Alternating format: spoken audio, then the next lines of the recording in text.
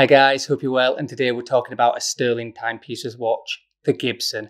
Now every time these guys send me a watch, and I think they've sent me two before, they've always been great quality, great looking watches, but this again has taken it to the next level. More refined, better movement, better looks, awesome looking strap.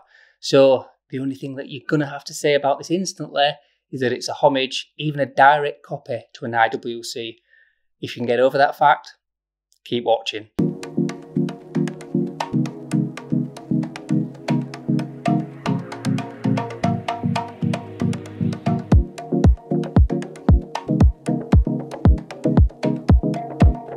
Now, I've always liked the IWC. I've thought about it many times. I've always wanted to buy it. I think it's although rather bland looking watch, tool aesthetic vibe. Simplicity is sometimes the best thing, isn't it? And this IWC for me, I've always really liked the design, but I've never wanted to spend £5,000 on it, to be honest. There's just been other things that have taken my fancy more than that in that price range. So this, at only £500, is an absolute steal, to be honest. The stats are fantastic, the looks are fantastic.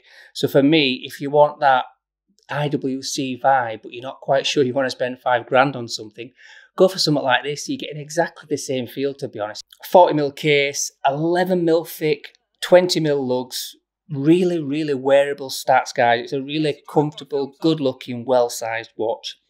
One of the key things about this though is the leather strap. Oh, that leather smell is absolutely to die for. Now, I'm not a big leather watch fan. I don't particularly like watches on leather straps. If I'm totally honest, I prefer to go down a different route. But this leather strap is exceptional quality. As I say, the first thing that you get from it is that gorgeous, awesome smell that you just can tell it's really good quality. On top of that, it's got some really nice stitching, really crisp stitching, stands out, looks detailed, looks really good. The clasp, again, is good quality. And to boost as well, if you're going to swap it out for other leather straps or NATOs, which it is going to be an absolute strap monster, is this, it's got the quick removal. So again, the strap, one of the best features of this watch. And as I say, I'm not really a leather fan, but I am on this occasion. This watch is very tool aesthetic, practically all brushed, really simplistic, plain design, plain dial, and even the crown is not marked. Now, that's not the end of the world, but sometimes you want a little bit more detail, don't you? These are the little details as watch addicts we looked for. So yeah, the crown isn't marked. Not the end of the world, but for me, I just think maybe a little bit of detail wouldn't go amiss on that occasion. A little detail that I really do like is, and the all brushed case has just got a hint of polishing on the lugs. Almost miss it if you wasn't looking for it, but it just adds to a little bit of detail there, which again, it just adds to the quality of this watch for the £500 price tag. One of the nicest features for me on this watch is the hands. I think they just stand out in a really positive manner. I think they've got a great design. They've got a little bit of polishing on the edges of them. They're absolutely full of lume. So for me, yeah, really crisp, easy to read, legible, and for me, they just set the watch off in a really positive manner. Going on beyond the hands, you're looking at the dial. It's crisp, it's clean, nicely printed.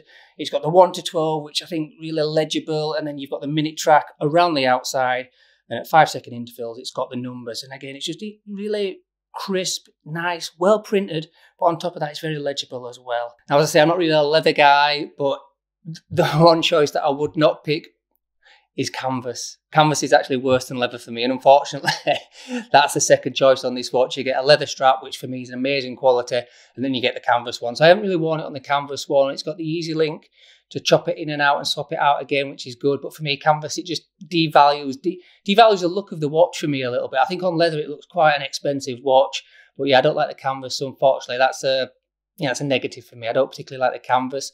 But as I say, it's going to be such a strap monster. You can just imagine wearing it in the summer with all different colour NATOs. Absolutely fantastic looking watch. Now, this watch has got a black and white dial, and it is just a very plain Jane watch. And that's the vibe you're going for. You either get it or you don't. I think most people do enjoy that very simplistic design. It seems to speak to a lot of people. And there is just a hint of colour within the watch, and that's on a really good looking lollipop seconds hand. Just the tip is just coated in red, and it just looks absolutely fantastic. Sometimes it'd almost be nicer to have it all in black and white, but as I say, it's such a nice looking seconds hand that I think they get away with it. And then you have to really look for the second bit of red on the dial, and it's just above the 12 o'clock point. There's a little triangle, and as I say, it's just a little bit of red there, but you almost miss it. You have to really look for it to find it. A great feature on this watch, which more expensive watches don't have, and it's that the date wheel matches the dial. Little simple details like this that us watch geeks like to pick up on, and this one's a really nice touch from these guys, to be honest. As I say, we're talking about a watch that's £500, and it's got a great movement, great build quality, great looks, and the date wheel, minor, but we pick up on it, don't we? £500 we've spoke about already, which is great value, and to boot, it's the Sellita SW200, which is becoming, to be fair, more and more common within micro brands, but it's a very well-respected, nice, good quality movement. You can't really argue with it, and to be fair, they've got a thing on the website that says that this actual movement is in the top 6% of most accurate automatic movements within the world, so that sounds pretty good, to be fair, doesn't it? Also got the 316L stainless steel, sorry, it's got the sapphire glass, super luminova. Almost standard, you would say, in most micro brands now. It's the good things to have, but yeah. Screw down crown, which is a really good feature, but only 50 meters water resistance there. Not the end of the world. Feels it a little bit, doesn't it? I've got to be honest. If it's 100 meters, I feel like I could go literally anywhere in the world with it. 50 meters, ooh, not so much. So I think it's a psychological barrier that I have to personally overcome. But yeah, even if it was 75, I'd feel more comfortable with it. But for some reason, 50 is just not quite enough. But it really is, if you know what I mean.